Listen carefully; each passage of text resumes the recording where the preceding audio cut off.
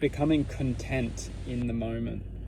The closer we become truthful to ourselves, or follow the path of truth, follow the path of determination, dedication, learning how to focus our attention on the things that are serving us, learning to bring power, wisdom into the heart space and sharing that heart space into the moment. The things that we need to focus on is internally, and externally we're always distracted. So we're always being contaminated from the world outside of ourselves. And we believe that we find joy and happiness outside of ourselves. Well, no, we actually share joy and share happiness outside of ourselves. It comes internally first. Hence why people who can't feel joy, happiness are only looking outside of themselves, because they've been closed within themselves. Something has closed their heart. Something has closed their ability to connect with their true self. Therefore, they're only left outside of themselves, hence why they can't feel like any good from this world. It's not a coincidence. Why? Because the world that we're living in is constructed to give people a choice, and that choice is to stay living outside of themselves, or to make their way back into themselves and to bring a sense of completion within their true aura, because the aura, which is true, is the expression of love. It's debatable, but the aura of truth is love. There's something about the magnetic tone or frequency of love, which it combinates to our hearts. Therefore, when we use our hearts and not be afraid of our hearts, and see the quantum perspective that the hearts have been closed not in our joy. It's actually, they've been closed to deceive us into thinking that the heart isn't a good thing, or to make us believe that the heart is hurting, so therefore it's the heart's fault.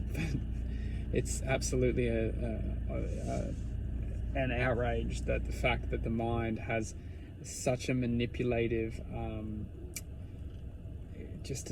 the mind is so manipulative that it can take control of our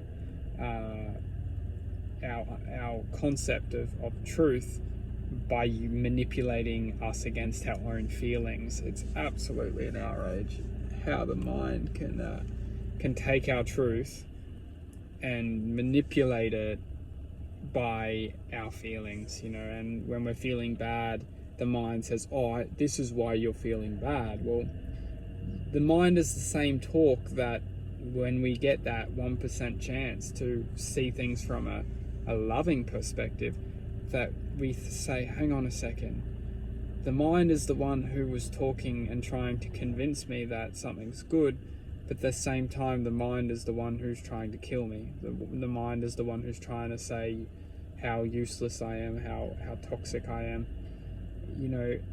and there's no coincidence why the mind has this shift.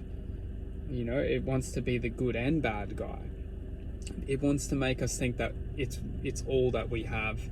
Therefore, the point of attention that we're experiencing, the infinite expression of existence, is only caught up in between the mind.